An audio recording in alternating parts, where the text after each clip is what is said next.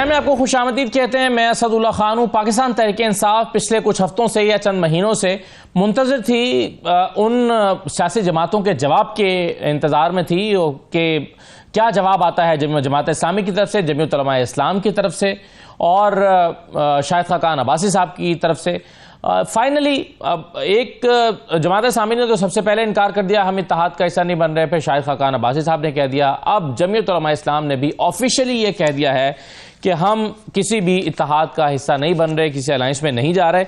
और उन्होंने साफ साफ ये कह दिया है कि हम अपने प्लेटफॉर्म से जिद्दोजहद जारी रखेंगे। जो जुमला उनकी तरफ से अपनी ट्वीट में, ऑफिशियल ट्वीट में मीडिया सेल की तरफ से जारी की गई है, उसमें कहा गया है कि इजलास ने अपने प्लेटफॉर्म से सियासी जिद्दोजहद जारी रखने का फैसला किया है और बाकायदा किसी सियासी इत्तेहाद में ना जाने का फैसला किया है। तो यूं ये जो अलायंस ऑलरेडी तहरीके तहफ़्फ़ुज़ आइन के नाम से मौजूद है, ये मौलाना फजल रहमान साहब का मुंतज़िर था, उन्हें तो इनकार हो गया है। अब स्ट्रैटेजी क्या है? और पाकिस्तान तहरीक इंसाफ, ऐसा लगता है, कल भी हम इसका जिक्र कर रहे थे कि मुलाकातों वाले इशू में उलझ के रह गई है और वो सारी चीज़ें जो ईद के बाद एक तहरीक चलनी थी, एक बड़े अलायंस के प्लेटफॉर्म से चलनी थी, या पीटीआई ने फिर अपने तौर पर इंडिविजुअली अपने प्लेटफॉर्म से चलानी थी, कुछ नहीं हो पा रहा। रऊफ हसन साहब हमारे साथ मौजूद हैं, रहनुमा पाकिस्तान तहरीक इंसाफ। बहुत शुक्रिया रऊफ हसन साहब, खुशामदीद।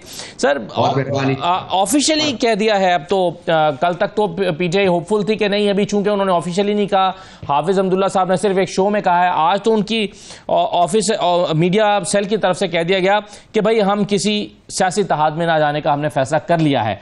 अब क्या होगा रऊफ हसन साहब? बहुत शुक्रिया असद साहब। देखिए, आपको पता है कि उन्होंने कुछ वक्त मांगा हुआ था हमसे और वो वक्त जो था वो 20th तक था, 2 दिन पहले तक था। और इस अरसे में असद कैसर साहब को कुछ अपनी ज़ाती कमिटमेंट्स की वजह से मुल्क से बाहर जाना पड़ गया, तो वो कल ही वापस आए हैं रात को। तो हमारी उनके साथ मीटिंग होने जा रही है, मेरा ख्याल कल, अगर आज ना हुई तो कल हो जाएगी। मेरा ख्याल है कि फैसले जो होने होंगे वो उस मीटिंग में होंगे। उन्होंने जो स्टेटमेंट आई है, मौलाना साहब ने भी कल तकरीर की है एक जमात इस्लामी के साथ। By the way, Jamaat Islami के साथ हम कोई उम्मीद लगा के नहीं बैठे हुए थे, I want to make it very clear. और शायद खाकान अब्बासी साहब से भी, चूंकि वो पहले भी बहुत दफ़ा कह चुके हुए थे, तो हम उनके साथ भी हमें कोई ज़्यादा उम्मीद जो है वो वाबस्ता नहीं थी। तो JUI का मसला था और अभी भी मेरा ख्याल कि ये रिजॉल्व नहीं हुआ वन वे और दी अदर। तो कल की मीटिंग जब होती है, ये जो मीटिंग असद कैसर साहब के वापस आने के बाद हो रही है, उसमें मेरा ख्याल है कि हम ज़्यादा क्लैरिटी के साथ इस सिलसिले में बात कर सकेंगे। रऊफ हसन साहब, आप, इसका मतलब है कि अभी भी मुंतज़िर हैं? आपको लगता है कि मौलाना फजल रहमान साहब, यानी 2 दिन का इजलास करके गौर व खौज करने के बाद उन्होंने ये फैसला किया है कि वो आपके साथ इत्तेहाद में नहीं जा रहे, आप अभी भी मुंतज़िर हैं? देखिए, इत्तेहाद में नहीं भी आ रहे तो उसके साथ एक उनको, कल अगर आपने उनकी तकरीर सुनी है तो उसमें आप, मेरा ख्याल है कि मौलाना साहब ने जो कुछ कहा है, उन्होंने बहुत से मार्जिन्स रखे हैं म्यूचुअल कोऑपरेशन के। तो ये जो मीटिंग होगी उसमें मेरा ख्याल है कि वो खदोखाल उस कोऑपरेशन के वो भी डिस्कस किए जाएंगे, उनको भी तय किया जाएगा और देखा जाएगा कि दोनों पार्टीज जो हैं वो आगे बढ़ के किस तरीके से एक दूसरे के साथ कोलैबोरेट कर सकती हैं। बिल्कुल सही है, लेकिन रऊफ हसन साहब, लगता यह है कि शायद आप अब अलायंस की बजाय आप एक कोलैबोरेशन की तलाश में हैं, जैसे कि आप कह रहे हैं। चलिए, मान लिया कि कुछ ये वर्किंग रिलेशनशिप कहीं ना कहीं हो भी जाता है, फिर भी जमीयत उलमा इस्लाम आपके प्लेटफॉर्म पर आकर एहतजाज करने के लिए राजी तो नहीं होने वाली, इस बात का तो आपको अंदाजा हो गया है। तो अगर एहतजाज की सियासत करनी है, सड़कों को गर्म करना है, तो ये तो पीटीआई को अपने ही प्लेटफॉर्म से करना पड़ेगा। JUI इस सिलसिले में आपकी मुआविन नहीं बनने वाली, ये तो क्लैरिटी है पीटीआई को। देखिए, मैंने अर्ज किया ना कि हमारी मीटिंग उनके साथ होनी है, जो ऑफिशियल मीटिंग है, जो चैनल्स एक दूसरे के साथ एंगेज कर रहे थे, नेगोशिएट कर रहे थे, उनकी मीटिंग जो है वो असद कैसर साहब के वापस आने के बाद तय हुई है। वो मीटिंग होने के बाद ही मैं एक वन वे और दी अदर इसके ऊपर कमेंट कर सकूंगा। पॉलिटिक्स में बहुत से दरवाजे बंद होते हैं और दरवाजे खुलते रहते हैं। ये भी एक इतना इनफिक्सिबल जो सिचुएशन जो है वो नहीं होती। और खासकर मौलाना फजल रहमान जैसे जय्यद सियासतदान जो हैं वो बड़े कंज्यूमेट पॉलिटिशियन हैं और वो अपने दरवाजे कभी बंद नहीं करते। हम भी बहुत कुछ सीखे हैं और मेरा ख्याल है कि ये मीटिंग होने के बाद ही कंक्लूसिवली इंसान कोई कमेंट कर सकेगा जी कि हमारा इत्तेहाद जो है वो क्या शक्ल इख्तियार करने जा रहा है in times and days to come. Sir, officially जो मौक़िफ़ सामने आया है उसमें तो ये इस बात का जिक्र नहीं है, लेकिन हाफिज अब्दुल्ला साहब ने जो बातचीत की थी 2 दिन पहले, बल्कि परसों की बात है, उसमें उन्होंने कहा कि हमें पीटीआई ने जो चीज़ें हमने उनके सामने रखी थी उस पर मुस्बत जवाब नहीं दिया। हमें जवाब नहीं आया। क्या ऐसा हुआ है, पीटीआई ने जवाब ही नहीं दिया उन्हें? देखिए, असद कैसर साहब हमारी टीम को लीड कर रहे थे। मैंने अभी आपके पहले सवाल के जवाब में बताया कि उनको किसी एक फैमिली इमरजेंसी की वजह से मुल्क से बाहर जाना पड़ गया था और वो कल ही रात को वापस आए हैं और वही चैनल था हमारा।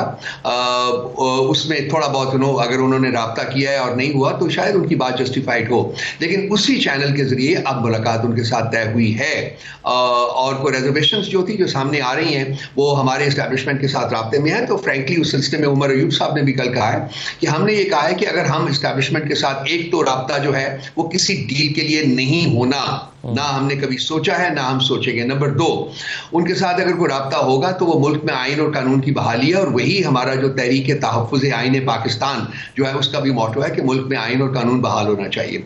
और उमर अयूब साहब ने बड़ा क्लियरली कहा है कि जी हम कोशिश करेंगे कि उनके साथ मामला तय हो जाए, अगर नहीं तो ये तहरीक जो है ये तो आगे चलेगी विदाउट ये चलेगी, लेकिन हमारी कोशिश भी ये है और हमारी ख्वाहिश भी ये है कि जी मौलाना साहब के साथ कोई ना कोई मामला किसी न किसी तरीके से सेटल हो जाए।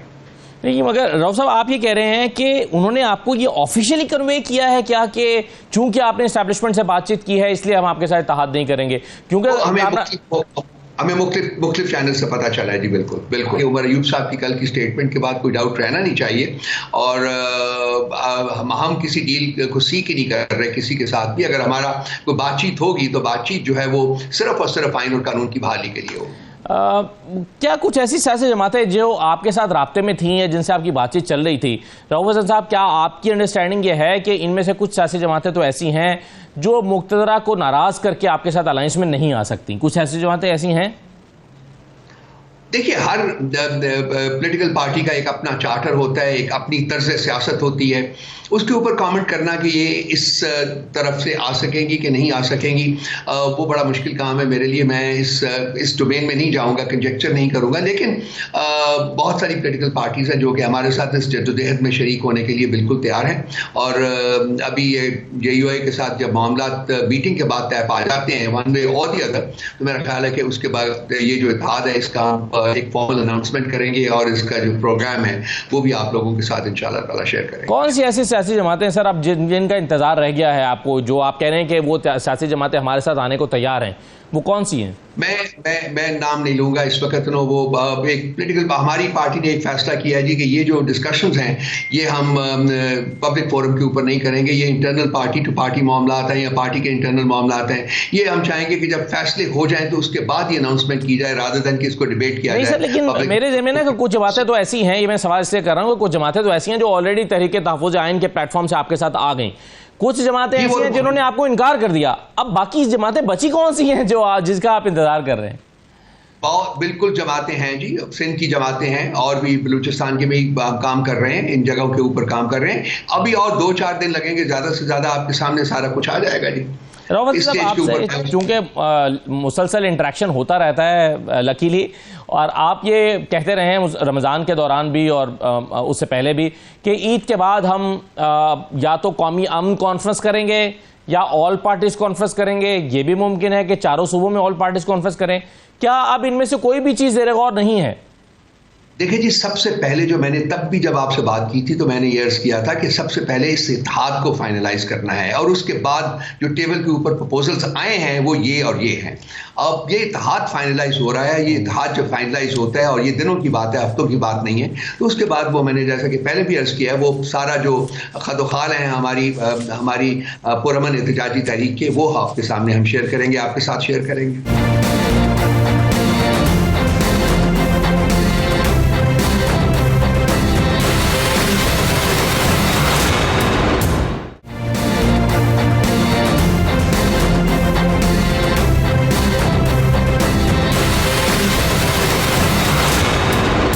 जो अभी जमातें आपके पास हैं उसमें से बड़ी स्ट्रीट पावर जो है वो तो पाकिस्तान तहरीक इंसाफ ही है। बाकी सियासी जमातें तो शायद उनकी रिप्रेजेंटेशन स्टेज पर तो हो सकती है लेकिन पब्लिक में उस तरह से रिप्रेजेंटेशन नहीं हो सकती। तो अल्टीमेटली करना तो ये पीटीआई ही को प्लान करना पड़ेगा और मुशावरत जो है वो जाहिर आप कर सकते हैं अपने इत्तेहादियों से।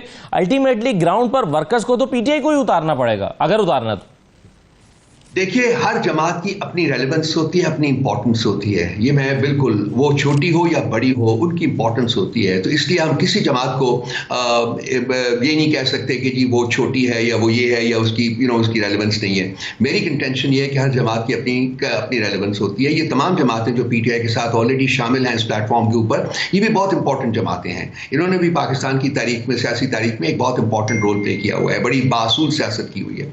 तो इसलिए हम इनको बहुत इंपॉर्टेंस देते हैं। 2-4 दिन और इंतजार कर लीजिए।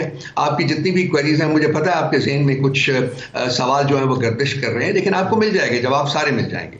क्योंकि ये सवाल इसलिए गर्दिश कर रहे हैं राव साहब कि आपको पता है कि कुछ चीजें आप ऑन एयर नहीं कहते, हमें अंदाजा होता है, लेकिन हमें यह पता होता है बतौर सहाफ़ी, जब हम रोजाना मिलते हैं ड्राइंग रूम्स में, कहीं डिनर पे, कहीं लंच पे, आप जैसे दोस्तों से मुलाकात होती है, तो अंदाजा होता है कि कुछ ना कुछ चल रहा है। यहां इस वक्त मैं आपको ये बता रहा हूं, यानी ऑफ द रिकॉर्ड मुलाकातों के नतीजे में भी जो हमारा टेक अवे है वो ये है कि कुछ नहीं चल रहा। मैं इसके ऊपर कमेंट नहीं करना चाहूंगा क्योंकि मैं बिल्कुल इसके साथ वेहीमेंटली डिसएग्री करता हूं, बस इससे ज्यादा नहीं। चलिए, सही है। अच्छा सर, ये बताइए कि कुछ मुलाकातों का सिलसिला शुरू हुआ था, बैकडोर राब्ते, कुछ अमेरिका से आए लोग थे, कुछ यहाँ पर आजम सवाती साहब को इमरान खान साहब ने अपनी रिहाई के लिए नहीं लेकिन मुल्क को कौम की बेहतरी के लिए गो हेड दिया कि आप जाइए, बातचीत कीजिए, कर सकते हैं। यही इजाज़त अली बिन गंडापुर साहब ने भी हासिल की। उसमें कुछ डेवलपमेंट हुई है, कुछ पेशरफ्त है उसमें? पार्टी का एक फैसला हुआ है कि चंद दिन पहले कि ये जो एस्टैब्लिशमेंट के साथ या किसी भी और के साथ जो हमारी बातचीत चलेगी, अगर चलेगी, तो इसको हम पब्लिक प्लेटफॉर्म में डिस्कस नहीं करेंगे, क्योंकि इस सिलसिले में बहुत सारी कंफ्यूजन क्रिएट हुई है, बहुत सारी मिसअंडरस्टैंडिंग्स क्रिएट हुई हैं, जो फिर बाद में इंसान को सफ़र करना पड़ता है। तो ये बातचीत जो है ये बैक चैनल के ऊपर होगी, जिसके साथ भी होगी। हाँ, जब नताइज सामने आएंगे तो वो शेयर किए जाएंगे सर, इसलिए माफ़ी का तलबगार हूँ, इसको मैं डिस्कस नहीं कर सकता। आप हमें तो नहीं बताते, लेकिन आपकी जमात में कुछ पॉलिटिकल कमेटी में कुछ लोग ऐसे हैं या कोर कमेटी में कुछ लोग ऐसे हैं आप ही की जमात के, जो वहां से चीजें लेते हैं और फिर बाहर जाके वीलॉग कर देते हैं, तो उन्हें तो आप नहीं रोकते, तो हमें आप हमें खबर ही नहीं दे रहे हैं राव साहब। नहीं, देखिए, ये मैं किसी की सोर्स ऑफ इंफॉर्मेशन को मैं नहीं क्वेश्चन करूंगा। मेरा नहीं ख्याल कि ऐसे लोग हैं जो कि पार्टी में या पार्टी के किसी कमेटी में से बैठ के जाके वीलॉग करते हैं। मुझे पता है क्या बात कर रहे हैं राव साहब, आप क्या बात कर रहे हैं? ये तो इमरान खान साहब को बैरिस्टर गौहर ने जाके शिकायत की है कि ये आप इनको या तो वीलॉग करने से मना करें या इनको कोर कमेटी से निकालें। मुझे पहले वही अर्ज करने लगा था, मुझे पता है आप किस शख्स का जिक्र कर रहे हैं, लेकिन हम वो पार्टी की मीटिंग्स जो हैं उसमें शरीक नहीं होते हैं। आप कह रहे हैं कि उन्हें कोर कमेटी और सियासी कमेटी के इजलास में शिरकत से रोक दिया गया है? मेरी बड़ी वो पार्टी की मीटिंग्स जो हैं, कोर कमेटी की या पॉलिटिकल कमेटी की मीटिंग में वो शरीक नहीं होते। कब से? बहुत देर हो गई है।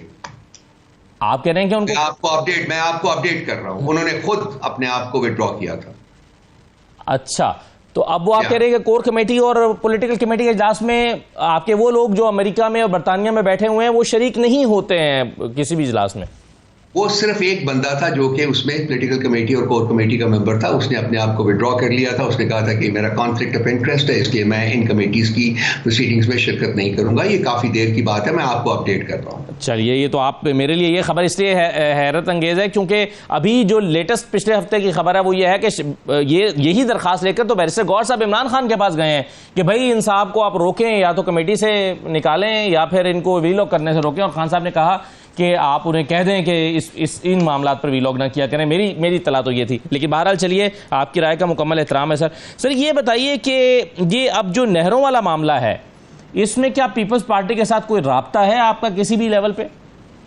पीपल्स पार्टी के साथ राब्ता हो कैसे सकता है असद साहब, आप ये बताइए ना। वो लोग, उन्होंने पार्लियामेंट में इन नहरों को सपोर्ट किया, उनके जो जरदारी साहब जो सदर ममलिकत हैं, उन्होंने इस बिल के ऊपर साइन भी किया, लेकिन जब रिएक्शन आया तो उन्होंने पैंतरा बदला। हिपोक्रेसी पीपल्स पार्टी की सरिश्त में शामिल है।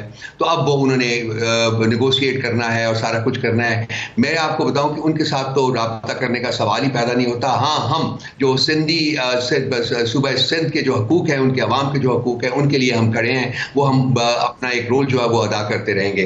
बाकी पीपल्स पार्टी तो बुरी तरह पिट चुकी हुई है। उमरकोट का इलेक्शन भी आपने देख लिया है। इनको आखिर में वर्चुअली हर पोलिंग स्टेशन लॉक करके उसमें स्टफिंग की है इन्होंने।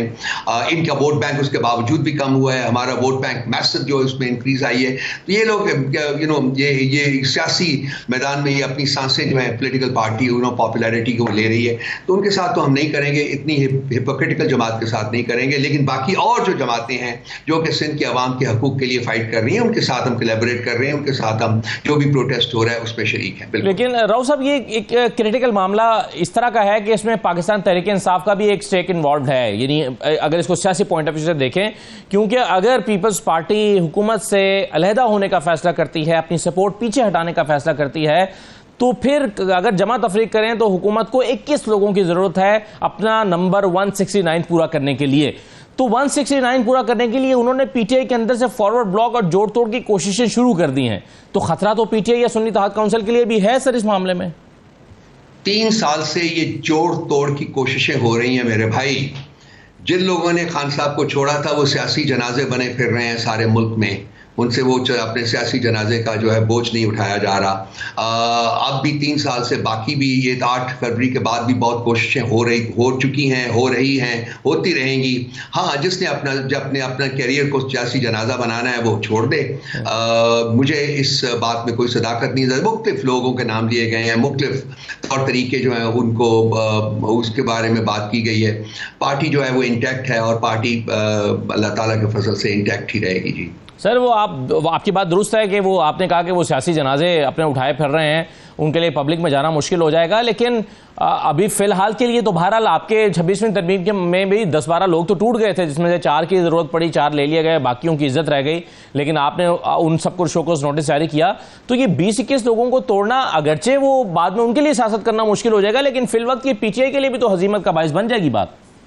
क्या हमारे पास सिर्फ जोड़ तोड़ की सियासत के ऊपर बात करना रह गया मेरे भाई? आप और मैं अभी बहुत ही सर इसका इम्पैक्ट होगा ना, पाकिस्तान की सियासत पर, मसाइल हैं क्या, इतने सारे मसाइल हैं। क्या पीएमएलए नहीं टूटी हुई? क्या पीपल्स पार्टी नहीं टूटी हुई? आप अगर इस मुल्क की तारीख उठा के देख लें तो कौन सी ऐसी पोलिटिकल पार्टी है जो कि जोड़ तोड़ की सियासत से बची हुई है? हाँ, पीटीआई एक वो जमात है जो अभी तक इंटैक्ट है, जुल्म जबर के बावजूद हम खड़े हैं। ये एक पूरा पाकिस्तान की सियासी तारीख में एक बहुत ही ब्राइट चैप्टर है जो पीटीआई ने लिखा है और लिख रही है अभी तक। तो ये कर लें, अपनी कोशिश करते रहेंगे। हम अपने तय कायम हैं। अगर जिस तरह से इन्होंने वो 4 बंदे लिए थे या 8 बंदे लिए थे या 11 बंदे लिए थे, उसको तो हम एक सियासी जमात के नाते हम उसको तो कन्फ्रंट नहीं कर सकते ना। अगर किसी को किडनैप कर लिया जाता है तो फिर हम क्या कर सकते हैं? आप बताइए, क्या करेंगे? सही है। तो ज़हनी तौर पर आप तैयार है इसके लिए? हम ज़हनी तौर के ऊपर हर चीज के लिए तैयार हैं भाई। पिछले 3 साल से बहुत कुछ देखा है, बहुत कुछ हम बर्दाश्त किया है। अब इसके बाद क्या और कर लेंगे? क्या कुछ कर लेंगे? बाकी मैं डायलॉग का दाई था, डायलॉग का दाई हूं, और मैं फील करता हूं कि at the end of the day, आज हो, महीने बाद हो, साल बाद हो, टेबल के ऊपर बैठ के बातचीत करनी पड़ेगी। और उस बातचीत में सबसे इंपॉर्टेंट बातचीत जो है वो एस्टैब्लिशमेंट और पीटीआई के दरमियान है, और ये होगी। आप भी हैं, मैं भी हूं, इंशाअल्लाह ताला। अल्लाह आपको भी जिंदगी दे, अल्लाह मुझे भी कुछ दिन दे। सर, आज की तारीख तक तो हमारी इत्तला यह है कि ऐसी कोई बातचीत नहीं चल रही एस्टैब्लिशमेंट। और मैंने कहा ना कि इस सिस्टम में मैं बात नहीं करूंगा, हमारी जुबान बंदी है जी पार्टी की तरफ से। सर, आप नहीं करेंगे तो मैं तो कर सकता हूं ना। मैं तो ये कह रहा हूं कि ऐसी कोई बातचीत चल नहीं रही। तो सर, मैं इस बात की बुनियाद पर जो मैं कह रहा हूं, मैं आप सवाल इससे हटके आखिरी सवाल कर रहा हूं आपसे, और वो ये है कि इमरान खान साहब की रिहाई का कोई इम्कान, कोई टाइम लिमिट? क्योंकि जनवरी में आप कहते थे कि आपके लोग के 6 हफ्ते बड़े इंपॉर्टेंट हैं, जनवरी बड़ा इंपॉर्टेंट है, बस 4 से 6 या 8 हफ्ते में या मार्च से पहले रिहाई हो जाएगी। अब ताज़ा तरीन आपके पास, आपकी होप्स क्या हैं? कब तक रिहाई अमल में आ सकती है और किस तरह होगी?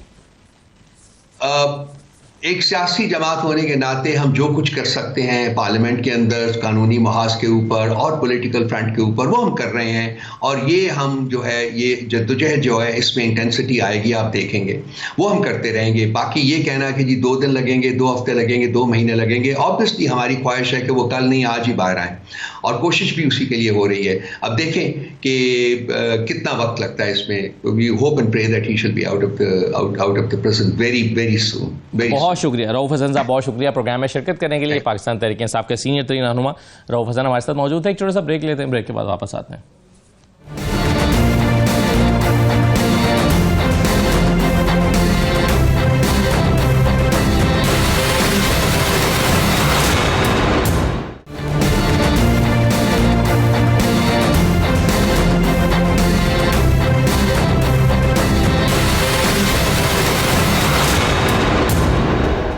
ब्रेक के बाद दोबारा खुशामदीद कहते हैं। मौजूद बहस है वो इत्तेहाद जिसके इम्कानात अब मादूम होते नजर आ रहे हैं, खास तौर पर जमीयत उलमा इस्लाम के साफ इनकार के बाद। और जैसा कि अभी हम बात कर रहे थे कि शायद खाकान अब्बासी साहब और उनकी जमात पहले ही इनकार कर चुके हैं, और इसके अलावा जमात इस्लामी उससे भी पहले इनकार कर चुकी है। रऊफ हसन साहब कहते हैं कि हमारी उनसे तो तवक्कुआत ही नहीं थी, लेकिन मौलाना फजल रहमान साहब से तवक्कुआत थी और अभी भी वो पुरुमीद हैं, जबकि बहुत से तज्जिया निगार समझते हैं कि अब ये इत्तेहाद बनता हुआ नजर नहीं आ रहा।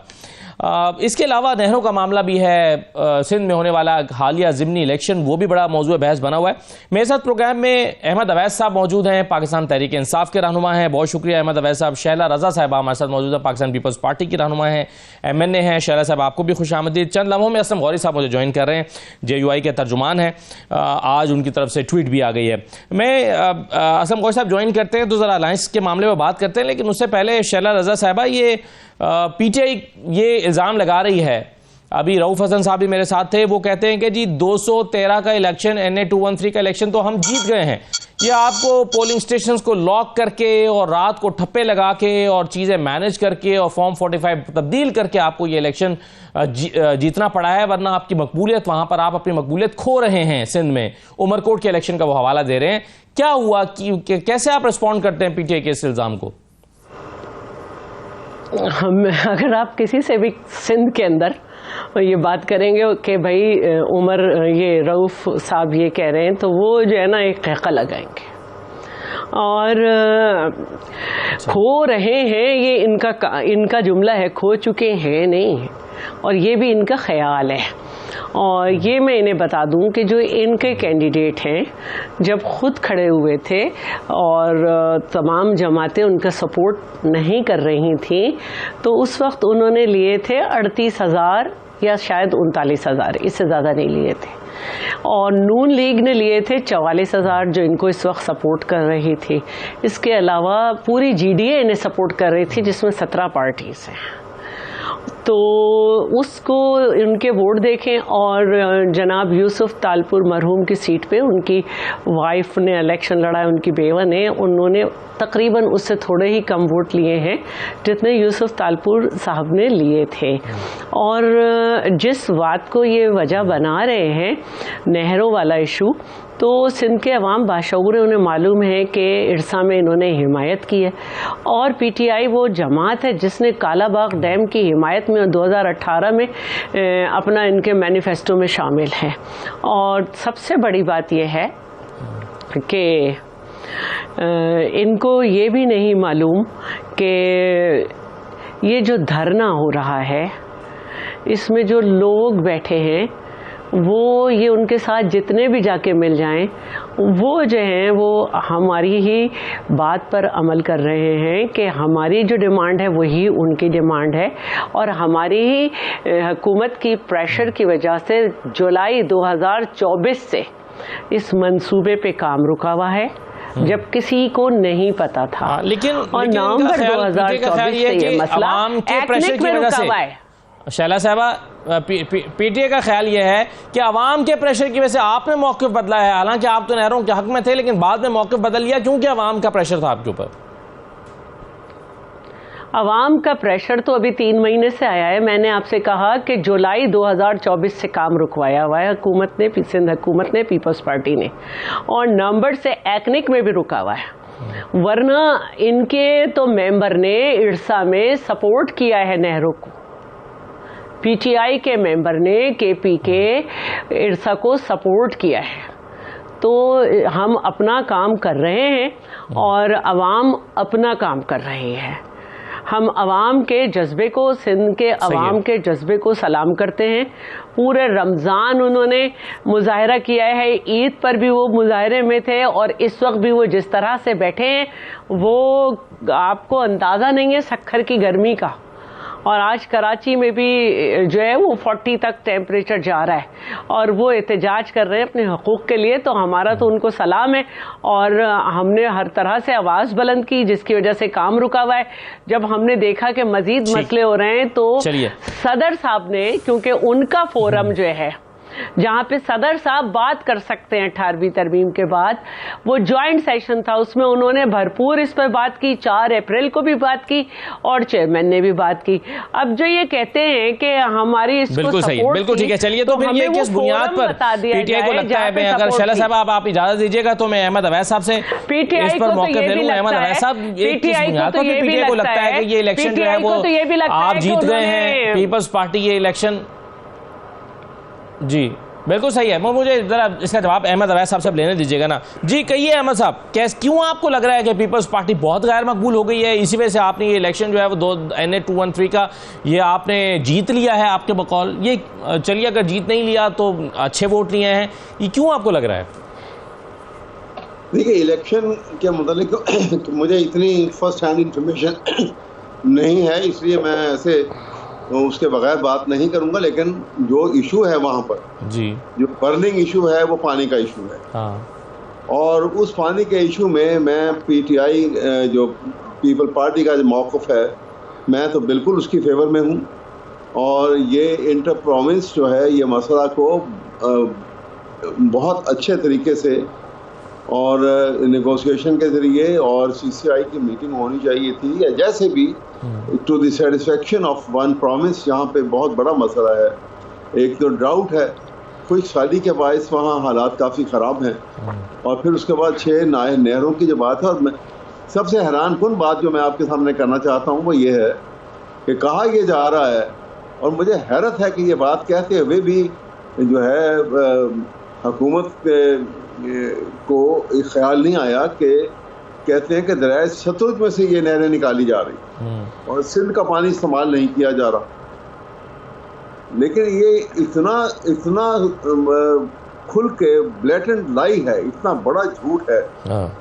मैं आपको पूरी इंफॉर्मेशन की बुनियाद पे ये बात कह रहा हूँ आपको कि आप बेशक को कलेक्टिवली अगर कहें कि एक इंक्वायरी करने के लिए कोई कमीशन अपॉइंट हो जाए और वो दरिया सतलुज को गंडकपुर बॉर्डर से वो हेड सुलेमानकी से लेके ऑनवर्ड आके सारा देख ले कि वहाँ पे सिंध दरिया सतलुज में तो अपने पीने के लिए उसका पानी नहीं है जी।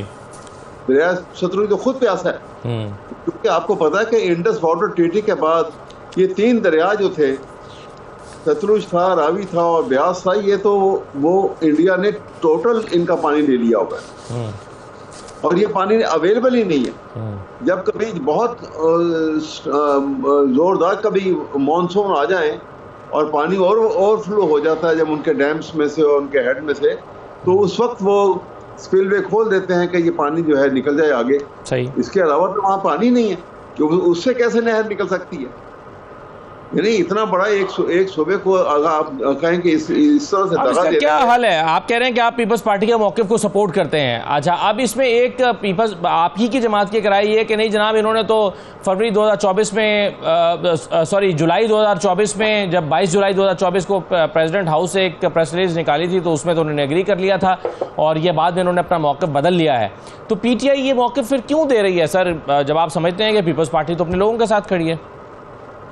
नहीं, उनके साथ तो नहीं खड़ी है, लेकिन अब मेरे ख्याल में मैं इसके मुतालिक बात भी करूँगा। लेकिन जो मैं उसकी वजह यह है कि अभी कुछ दिन पहले की बात है, पिछले आए 10 दिन 12 दिन पहले वहाँ पर कराची में कराची बार एसोसिएशन ने एक कन्वेंशन करवाया था जो 26वीं तरमीम और ये पानी के इशू के ऊपर था। ठीक। और वो कन्वेंशन इतना भरपूर था कि मैं वहाँ खुद, मुझे भी इनवाइट किया हुआ था, मैं आई स्पोक देयर, मैंने वहाँ पे मेरी स्पीच भी थी।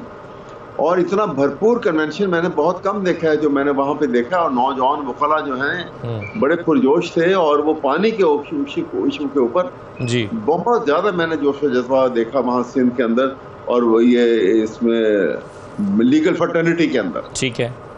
तो ये इशू जो है, ये इसको ऐसे आसानी से जो है वो नज़रअंदाज नहीं करना चाहिए, मैं समझता हूँ, क्योंकि 2 सूबों में तो पहले आग लगी हुई है। देखिए ना वहाँ पे बलूचिस्तान और KPK के अंदर अफगानिस्तान की तरफ से जो वो टेररिज्म जो चल रहा है, उसके बाद ये 2 सूबों के अंदर एक ये झगड़ा शुरू हो जाए तो क्या रह जाता है पाकिस्तान का पास? बिल्कुल सही है, बिल्कुल ठीक है। एक ब्रेक ले लेते हैं, ब्रेक के बाद वापस आते हैं।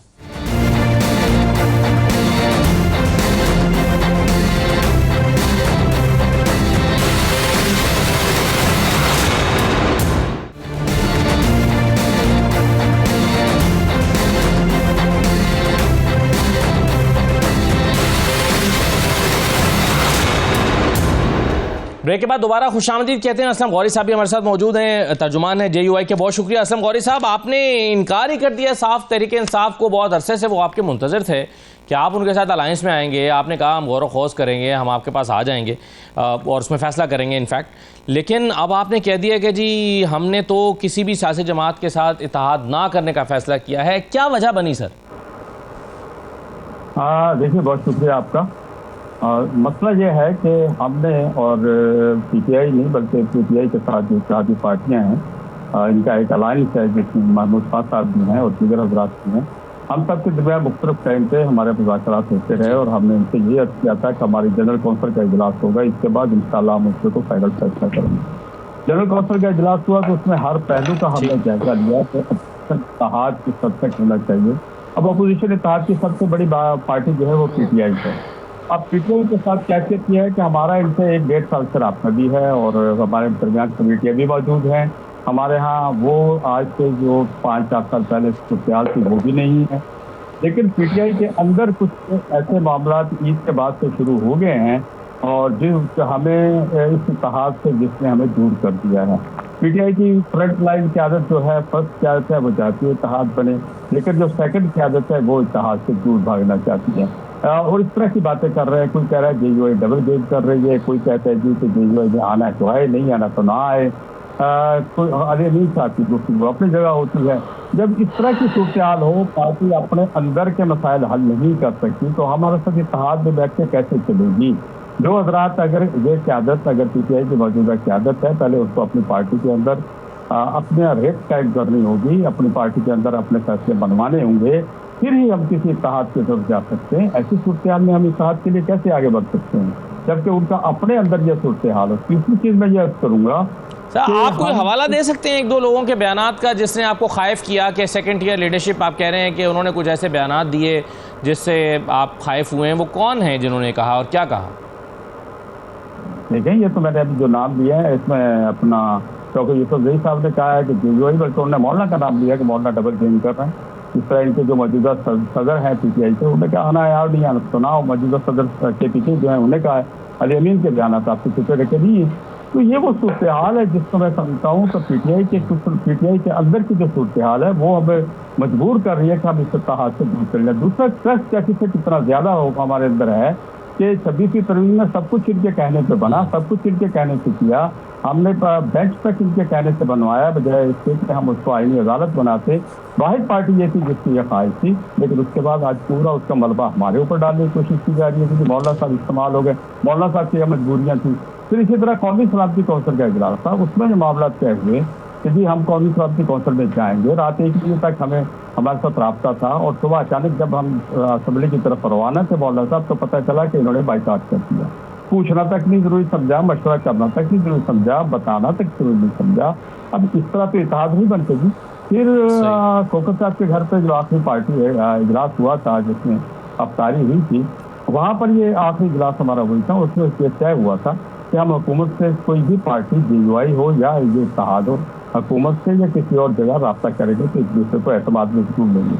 लेकिन उसके बाद जो सूरत हाल आपके सामने है कि जो बयान आजम सवाती साहब ने कुरान पाक पे हाथ रख के जो बयान दिए हैं, या दूसरी सूरत में सूरत से जो फरमान अकरम राज साहब कुछ और कह रहे हैं और कुछ और कह रहे हैं, तो इस सारी सूरत हाल में कैसे मुमकिन है कि हम इत्तेहाद की तरफ चले जाएं? हाँ, अलबत्ता हमने एक चीज़ जरूर रखी है कि हम जहाँ हैं इसको आगे बढ़ाएंगे। हमारी कमेटियाँ भी मौजूद रहेंगी, हमारे रास्ते भी मौजूद रहेंगे और इन फ्यूचर कहीं ना कहीं जाके तो हम इंशाल्लाह करते हो जाएंगे। बिल्कुल सही है। अब अहमद अवैस साहब, आपने तफसील से गुफ्तगू सुन ली गौरी साहब की। वो कहते हैं कि आपकी पार्टी के अंदर ना डिसिप्लिन है, ना कोई एक नुक्ता नज़र है, ना तहरीक इंसाफ की कोई एक बात करती है और समझ नहीं आता कि क़यादत क्या चाहती है, सेकंड ईयर क्या चाहती है, थर्ड ईयर क्या चाहती है। तो सर ये बताएं कि क्यों ये मसले हैं जिसकी वजह से आप सेटिस्फाई नहीं कर सके हैं मौलाना फजल रहमान साहब की जमात को? देखिए, गौरी साहब ने जो बात की है ना उसमें काफ़ी हद तक उनके ऑब्जर्वेशन में कोई ऐसी गलत बात तो मुझे बड़ी नज़र नहीं आई।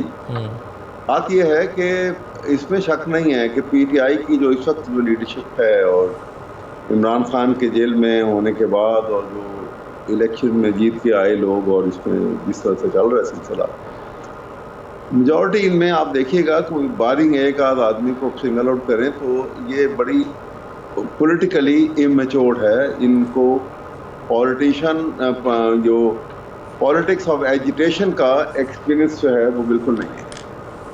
ये एक बड़ा टेक्निकल तरीक़ेकार है और मेरे ख्याल में पॉलिटिक्स ऑफ एजिटेशन का बहुत ज़्यादा एक्सपीरियंस अगर मैं कहूँगा तो इसमें कोई शक नहीं है कि मौलाना फजलुर रहमान जिन्होंने अभी हालिया जो पॉलिटिक्स हुई है पिछले 1-1.5 साल के अंदर, तो मौलाना का कद जो है बहुत बुलंद हुआ है उसका। और अब इत्तेहाद हो जाता तो बहुत अच्छा था। अभी आई स्टिल विश के आगे चल के आज नहीं तो कल किसी वक्त ये इत्तेहाद ज़रूर होना चाहिए और हो जाए। कौम जब तक हुकूमत का हर शख्स ये महसूस ना करे कि वो अवाम का नुमाइंदा है जी, और हक़ नुमाइंदी उसने तभी अदा करना है सही तरीके से कि आवाम की ख्वाहिशात क्या हैं, उनकी ज़रूरियात क्या हैं और उनको कैसे पूरा करना है और तमाम मकतबा फ़िक्र में उनको एक यूनिफॉर्मिटी पैदा करनी है। अब देखिए ना यहाँ पे क्या हो रहा है। आपको मैं दो मोटी मिसालें देता हूँ। इस वक्त पंजाब में ये सूरत हाल है कि आपने देखा कि गंदम की फसल कटनी शुरू हो गई है जी, और पंजाब में गंदम का रेट जो है हुकूमत ने फिक्स ही नहीं किया। बिल्कुल सही है सर। आप गंदम वाले इशू पर जा रहे हैं, मैं इस पर अगर आप इजाज़त दें तो मैं पहले वाले मौजू को समेट कर ज़रा गंदम पर आ जाऊं, फिर मैं जी अगर आप इजाज़त दीजिए तो बिल्कुल सही। एक तरफ तो हम देख रहे हैं शैला साहबा के अपोजिशन का इत्तेहाद नहीं बन पा रहा, लेकिन दूसरी तरफ ये भी देख रहे हैं कि हुकूमत का इत्तेहाद भी ख़राब होने के खदशात पैदा हो गए हैं। जैसे पीपल्स पार्टी ने ये कह दिया है कि हम अलहदा हो सकते हैं अगर आपने नहरों वाले मामले से पीछे ना हटा, तो इसके कितने इम्कानात पैदा हो रहे हैं? क्योंकि बहरहाल आज की तारीख तक तो हुकूमत कह रही है कि भाई हम आपको सेटिस्फाई कर रहे हैं, हम आपको यकीन दिला रहे हैं कि आपका पानी नहीं लेंगे, नहरें मगर बनाएंगे। वो कहाँ से बनाएंगे नहरें बनाएंगे तो फिर बात नहीं बनेगी। अपने हिस्से के पानी ये बात बार बार पूछ रही हूँ। अच्छा, उनके हिस्से का पानी ऑलरेडी कम है। आप अगर डैम्स में भी सूरत हाल देखें तो तरबेला में जितना लास्ट ईयर पानी था उसका हाफ है, और वहाँ पे पानी पंजाब में मैंने पहले ही कहा कि जो मुख्तलिफ जगह पे जहाँ से मेजर किया जाता है 58% जो है वो शॉर्टेज देखी गई थी। और अब कल मैं देख रही थी चैनल्स पे कि ये बात हो रही थी कि थोड़ा सा पानी जो है वो उसका लेवल इंक्रीज़ हुआ है, ये जो हालिया बारिश हुई है। तो कहाँ से करेंगे? हम इस पे बात ही नहीं कर रहे कि आपके हिस्से का, क्योंकि देखिए इंटरनेशनल एक लॉ है और मेरी इसमें जो भी जानता है क्या करेंगे शैला साहबा? हुकूमत छोड़ देंगे? अगर किसी के एक मिनट मुझे लॉ तो बताने वो ये कहते हैं कि जी आप देखें आईनी ओहदों पर विराजमान हैं, आप सदर हैं, आपके 2 गवर्नर्स हैं, आप चेयरमैन सेनेट हैं, आपके 2 सूबों में हुकूमतें तो चलें अपने अपने बलबूते पर हैं, लेकिन वो कहते हैं जो आपने आईनी ओहदे हमारे सर पे ले रखे हैं, सदर साहब हमारी इसी असम्बली की वजह से हैं, तो फिर वो क्या करेंगे? सारा कुछ क्या होगा? अच्छा देखिए, मैं पहले तो एक बात बताना चाहती हूँ कि अगर अपर राइपेरियन के पास अपने हिस्से से इतना ज़्यादा पानी है कि वो कुछ कर सकते हैं, तो फिर उनको ये याद रखना चाहिए कि इंटरनेशनल लॉ ये है कि आपका जो ज़ायद पानी है आपके हिस्से से, उस पर भी हक लोअर राइपेरियन का ही है। पानी पे हक ही लोअर राइपेरियन का है। और ये मैंने मज़ीद ख़बरें निकाली हैं कि दरियाओं में और आबी ज़ख़ीरों में पानी की सूरत हाल ये अभी से नहीं 3-4 महीने से इंतहाई कम है। ये मेरे पास सारा है, यहाँ तक के क्लाइमेट चेंज से आपको 30 बिलियन का मज़ीद नुकसान कर ही नहीं रहा शो में जितने लोग बैठे हैं। मेरा सवाल तो अब इससे अगला है। आपने जब जलसे में खड़ा होकर कहा कि ये फॉर्म 47 के लोग हैं, जब आपने उन्हें फॉर्म 47 का ताना दिया तो जवाब वो ये दे रहे हैं कि भाई आप इसी फॉर्म 47 की बनाई गई असम्बली की वजह से ही सदर बने हैं। इसका क्या जवाब है आपके पास? भाई जाहिर है कि अगर हमें पार्लियामेंट बचानी है तो हमें कुछ ना कुछ अपना आईनी तरीक़ा किरदार अदा करना होगा, और हमने पार्लियामेंट का साथ दे रहे हैं, हम नून लीग का साथ नहीं दे रहे। लेकिन अगर इस पार्लियामेंट को बचाने के लिए ये समझते हैं कि हमारे सूबे की ज़िंदगी पे खेल जाएंगे तो फिर हम इसको नहीं सोचेंगे। हम तो परवेज़ मुशर्रफ से टकरा गए थे, हमने जो है कालाबाग डैम नहीं बनने दिया था, और हम ये समझते हैं कि हमारा ये मुतालबा बिल्कुल सही है, जायज़ है। अब तो KP से भी आवाज़ आ गई है, आज किसी नहर पे उनको भी मसला हो रहा है। बहुत शुक्रिया आपका असम गौरी साहब, अहमद अवैस साहब, शहला साहब, बहुत शुक्रिया प्रोग्राम में शिरकत करने के लिए। इजाज़त दीजिए, अल्लाह हाफिज़।